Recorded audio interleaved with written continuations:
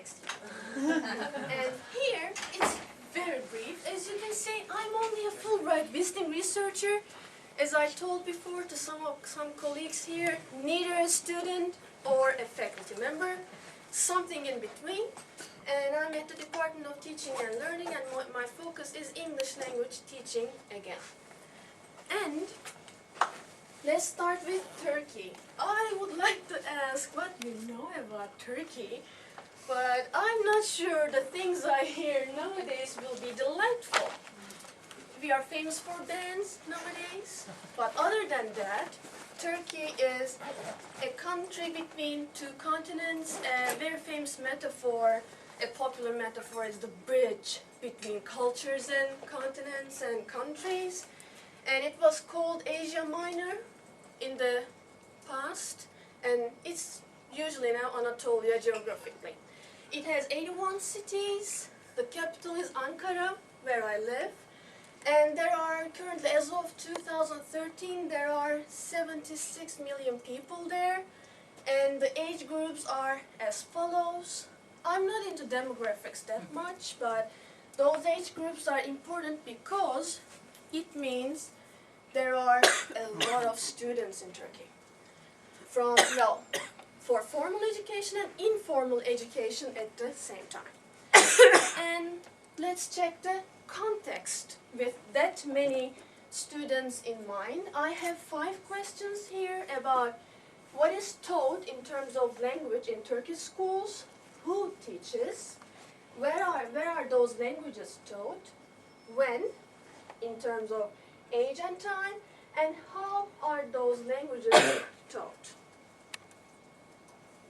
So, as for what, English is the primary foreign language. Everybody has to know practically English after Turkish in the country. It's a key to get a good job, and people are not looking for only English. They need a second foreign language like the ones there. They are also being taught in Turkey, in universities or at K-12 schools. There is a wide range of languages, as you can see.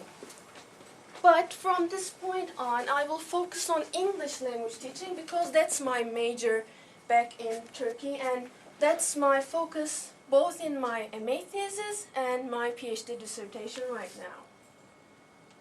As for who teaches English, well, the English teachers in Turkey have a Bachelor of Arts in English language teaching, which takes 4 years.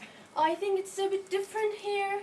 Here you get a BA, and then you get some accreditation for teaching, changing according to states. Well, in Turkey it's pretty standard.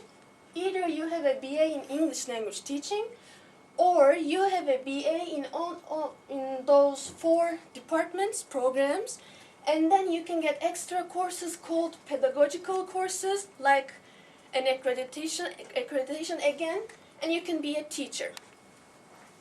And as for where, well, we have both public and private schools. As for the level, we have K-12, and 12 years of education is compulsory in Turkey. And as for the university, we have a lot of them, as you can see the numbers. All public and private institutions are connected to Ministry of National Education, K-12 schools. It's pretty centralized in Turkey, and there are, as you can see, many K-12 schools. I hate to say numbers in English. I'll try to, but you'll get bored, so let's skip it. And as for universities, again, it's centralized. There is a Council of Higher Education which directs all the universities, their recruitment, or appointment of professors, etc. From Ankara. And there are 170, it's easy, universities in Turkey as of 2014. Which I think it's too many, by the way.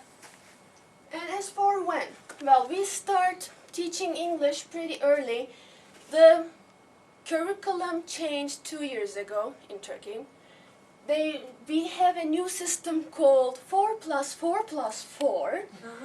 And we used to start schools, the elementary school, when we were 7 years old. Now it's like 5 or 6, according to children's development. And they started teaching English at K-12 schools at grade 2, which means when they are 8 years old. And for private schools, on the other hand, they are rather free and they can start teaching English whenever they want, like in kindergarten, or if parents want for it, with early childhood education, with 3 to 5 years old, they can start teaching kids English at that age. And as for universities, well, in Turkey there is, for both public and private institutions, there is this kind of application. We have something called prep year, preparatory schools. In some schools, the medium of instruction is Turkish. In some others, the medium of instruction is in English. And in some others, there is a percentage, like 30% English and 70% Turkish. Don't ask me how they do that. I have no idea, but they do that. So they have a prep year full of English for university students, 18-year-olds, to get ready for the classes in their departments. It's basic English skills, listening, reading, writing, speaking. For a whole year, 2 semesters, the students, university students learn English, and we call it preparatory year.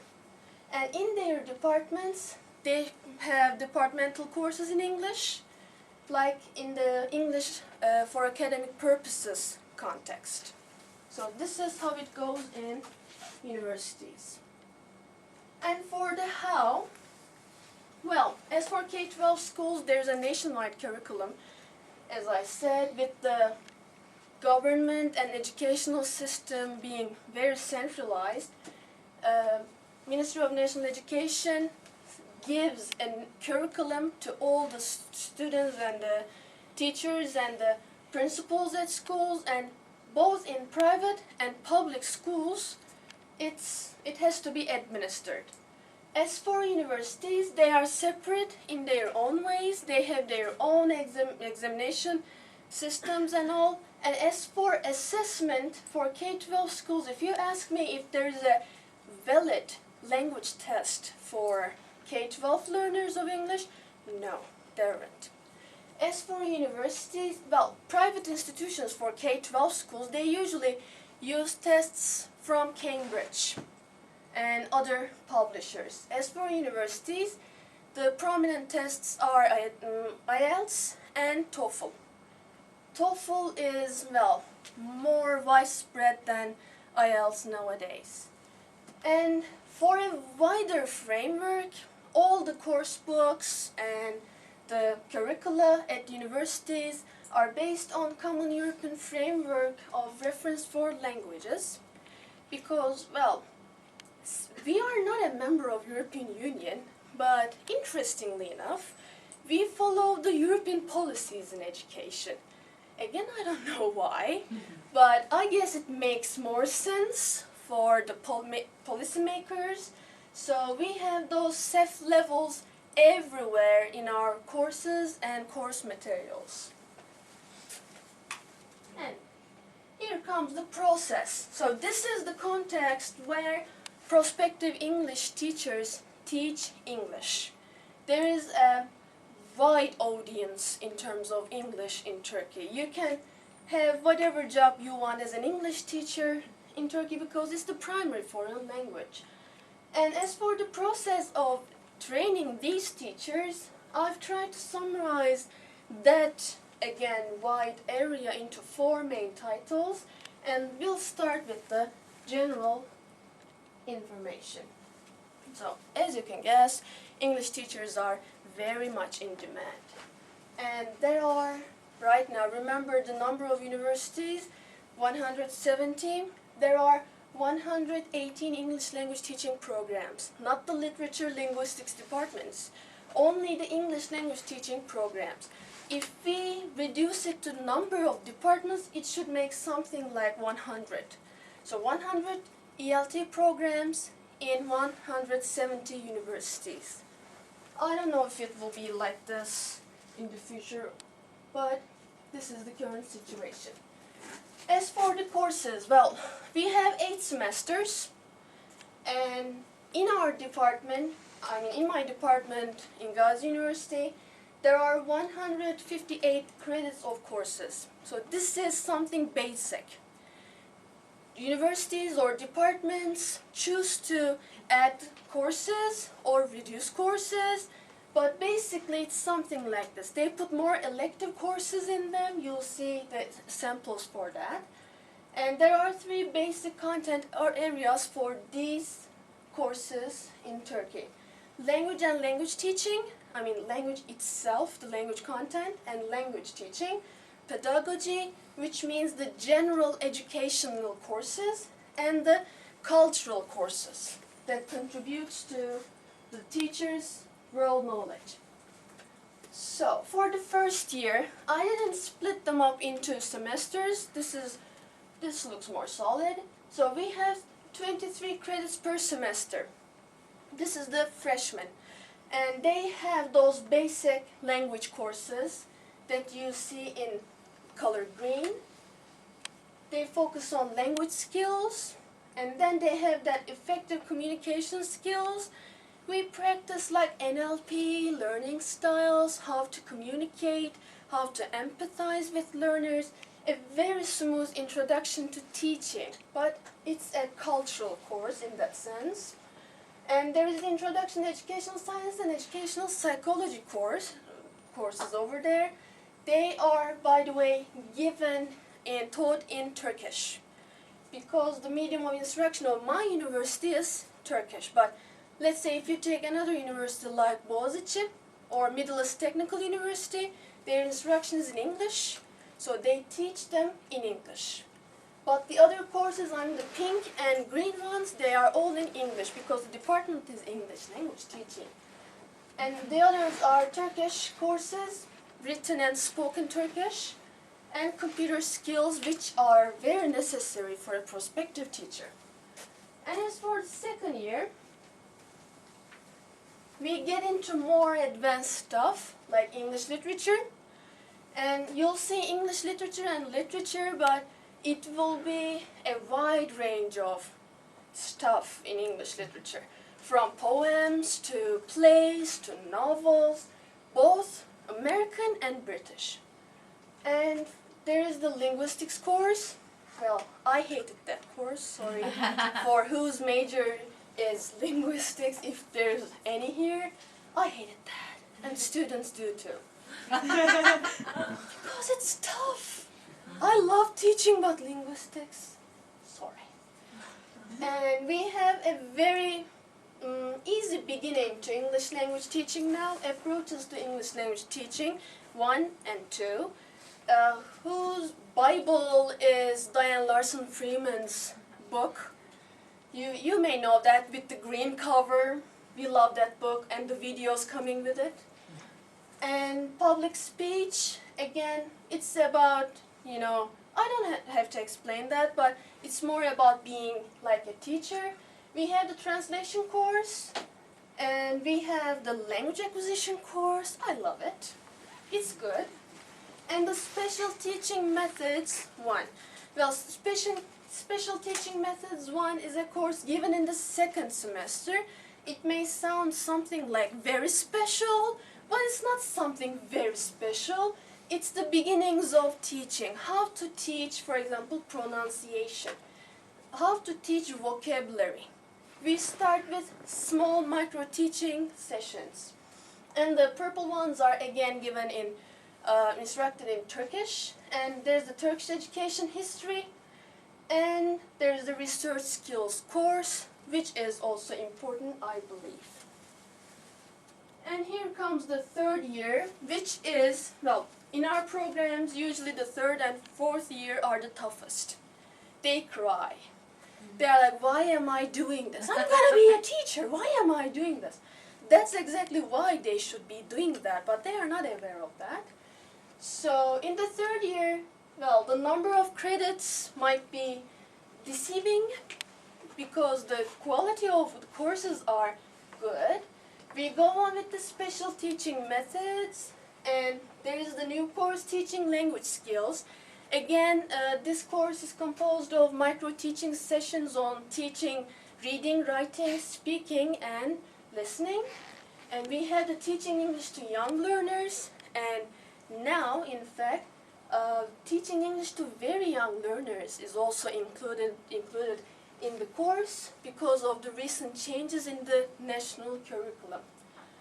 And literature and language teaching, we have it here, and Turkish-English translation. We have drama. It's instructed in English, and students are taught how to use drama techniques in their classes, again with micro-teaching sessions. So practically they have 1, 2, 3, 4 presentations, and put it skills like 5 or 6 presentations a semester, and they are so important for them. It's depressing, actually. I went through that too. And there is the public service applications. It sounds weird, but I think it's useful. Students are sent to some organizations, like for example we have LÖSEV. It's an organization for kids who have leukemia.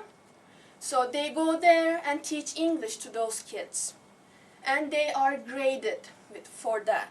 Or they go to hospitals, or they go to some, houses for old people. They help them out. It doesn't have to be related to English. It's about humanity. And we have the extra language courses, French or German. They pick theirs. I picked German, but it's open to discussion if I'm good at it. I can say, ich bin 13 Jahre alt. That's it. And there is the classroom management and measurement and evaluation courses in Turkish again. And here comes the last year. Again, very few credits comparatively, but a tough year it is because we have the practicum. First semester, they go and observe with their mentors at K-12 schools. In the second semester with the practicum, they teach at least twice, and during the second time round, they are being observed and evaluated by their professors in the department, which is totally nerve-wracking. And as for the other courses, they have the materials evaluation and development in ELT. And ELT might be a European word. We use it as English language teaching, very specific to our context. And testing and assessment in, again, ELT. And they have those elective courses. They should take one of those courses like cognitive strategies or English in mass media, semantics or pragmatics, sociolinguistics, or discourse analysis. And as I said before, this elective thing is open, flexible, because we have to add more electives due to the European Union regulations, because we have exchange programs with universities in Europe. So we use a common credit system called ECTS. And in order to make it valid, more valid, we have to add more electives. And we are planning to do so in the future, but for now, these are the elective courses. And there is the French and German, or German course again. And there is the very Turkish course, Atatürk's Principles and History of Turkish Revolution. I thought, should I put it here? It's out of context for the United States, but I thought, I can't lie. I'm an academic. I have to put it there, so here it is. But as far as I know, it won't be taught anymore from next year on. And it's required for everyone in the country? Yes. If you become an engineer, a teacher, a doctor, whatever, you are supposed to take that course, but, as I said, it's changing as well as other things in my country. And for the other courses, guidance, special education, and comparative education, those are the Turkish courses. When I was a student, a BA undergrad student, well, I didn't have the special education course, which I regret because there is a new tendency in Turkey now for special ed students who are supposed to blend in the crowd. So these are the courses we teach in Turkey. So as for standards, I know that there are standards for teachers here provided by AC, TEFL and TESOL. In Turkey, for English language teachers standards, it's done again by Ministry of National Education. They provide some teacher competencies. Currently, it's only on for K-12 teachers. And for the elementary ones, I'm not sure about the high school teachers. It will be announced soon, I guess. So in these competencies, there are performance indicators ranging from A1 to A3. And, well, there are some objectives and descriptors. It's in Turkish. I would have provided it here, but it wouldn't make sense. But it's still in development, I can say that. As for the next title, well, it's again a very national thing. We have something called KPSS, in English, Public Personnel Selection Exam. If you want to work at a public school in Turkey, I mean the K-12 level, you have to take this exam. Other than that, you have to go for the private institutions. And as for this exam, the content is like educational sciences and from last year on, language teaching methodology, which makes a lot of sense. I mean, they didn't have this one before. You only had to know educational psychology and those Turkish courses you take. You weren't responsible for language teaching methodology at all. So now we have that too, and for public institutions, you go for that. If you want to work for private institutions, well, those recruit their employees on their own with interviews, teaching sessions, it's up to them. And here comes the final part for professional development, both for pre-service education and in-service teacher training. We get support from these 4 organizations. Publishing companies are very dominant in Turkey. They work in coordination with both Ministry of National Education and private institutions like Pearson, Cambridge, Oxford University Press. They rule the, well, market, as I can say. And we also get support from the US Embassy Language Office and the British Council. They provide trainers, venues for training sessions, for conferences, and I should tell you that there are a lot of language teaching conferences in Turkey. We love conferences. I don't know why. But there are so many of them. I mean, you can pick one. I can suggest you one and come and visit me in Turkey. It's just, a list of them, like 50 a year. There are a lot of conferences. And as for INGET, it's the English Language Education Association. It's an affiliation of, by the way, TEFL and TESOL. So I work there as a board member actually. INGET usually trains teachers, gives sessions, professional development sessions, and it's supported by US Embassy and the British Council as well as the publishing companies too.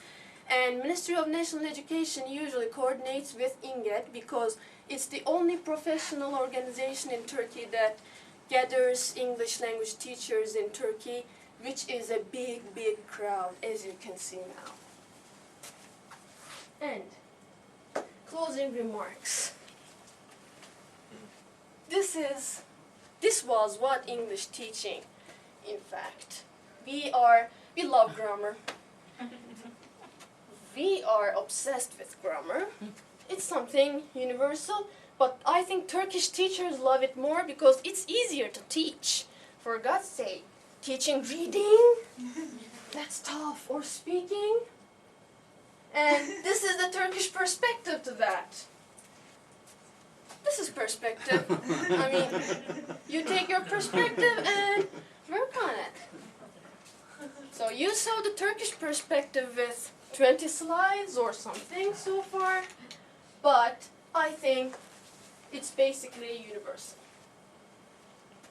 I mean, teacher education.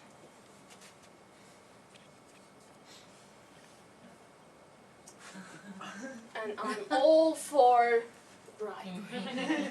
It works. So thank you for being here today. Teşekkürler. Okay, good timing. We have, I think, for 30 minutes allocated for this one. You finished like 5 minutes earlier, so we have 15 minutes for Q&A. If anyone would like to ask question or. And just between you and me, I didn't have the chance to rehearse. Good. And if you want the presentation, by the way, I can email it to you. So, any questions? During their education program, how many opportunities do they have to go practice in a classroom? Student teaching, obviously, but do they do any other, prior to student teaching, do they do any other kind of field work for a few days or a couple of weeks? Unfortunately, no. Well, let me put it this way. For the last year, when they go for their practicum during the first semester, it's officially an observation. Okay. But they don't only observe. The mentor teachers at schools want them to teach because, you know, oh, those are student teachers. It's good. I want to teach today. Yay! So they get them to teach. And they don't have their professors, they are teacher educators from the university with them. So they are familiar with the students. They familiarize themselves with the students. They teach informally there. So I think that's the only informal practice or observation opportunity they get before teaching for the professor in the second semester. And how long are they out student teaching? Out in the classroom? Well, they go for practicum, they go to practicum in groups of 4 or 5. Oh, okay. So they share the classes and it takes at least half an hour for a single student teacher to teach. And they get the chance at least 4 or 5 times throughout the semester with the students on their own.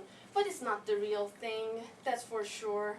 I went through that process too. It's not the real thing, not at all. Busra, you may want to comment on like the first year of teacher. After they pass KPSS, they actually become an intern teacher, not a real teacher. Yes. Okay, thank you for reminding me that. Well, that's right. After they take that KPSS exam, when they are the state personnel at the K-12 school, they are the interns. They are subject to some exams, some training sessions given by the Minister of National Education. They have to, go through that process. Does it mean that their contract will be ending at the end of the year if they don't perform well? No. Unfortunately, in Turkey we have that system. If you go into a public institution, you're there for life, most of the time. There's no such thing as ending contracts. You're in an endless tenure. If you get it, you're in heaven. It's not for teachers only. For all the public personnel, that's the same. But for a year, yes, come to Turkey. Become a Turkish citizen and get into KPSS. And well, after that, after their internship, they become an official teacher, a real one, and they can do whatever they want, unfortunately, in the classes. But there is some performance-based assessment right now with the competencies coming up, so I hope that will change in the future too. Yes, please. It looks like the teacher preparation program is very rich and very rigorous. It looks great. I particularly like the drama. I'd like to go there just to do that because we don't have that, and I've always thought we should. Is there something that you would like to see added that's not there? Like, what do your teachers need? I think they need more elective courses, like, about their world knowledge. Because I believe as English teachers, they should be more knowledgeable than the teachers of other fields. I don't know, it's the language, it's everywhere. So maybe we could add some classes like cinema or more literature classes for those who want them, because I love literature personally, and those 4 courses weren't enough for me. And I believe that I'm not so good at drama, so they should have some other classes. But this way, yeah, it's rich, but the outcome, the end product has problems with the language content. I mean, the English skills of those teachers coming out, they are not so good. I would put a test maybe, I don't know, before about language, like English speaking skills, for example, they are not so good. So there should be some more skills courses, maybe more in the form of electives.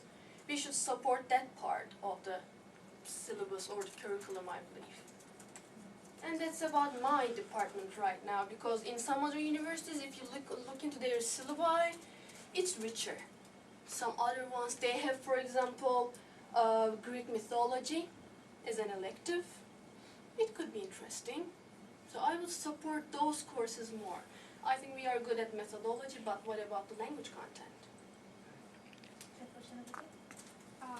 How many of the teachers have an opportunity to go abroad to actually be immersed in English?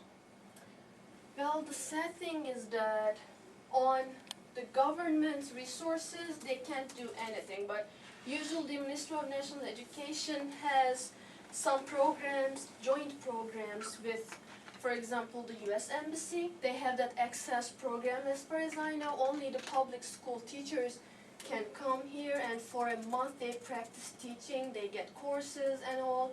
So in association with other institutions, they have some programs, but for 60,000 schools, there are many teachers, and the percentage is, I think, very low.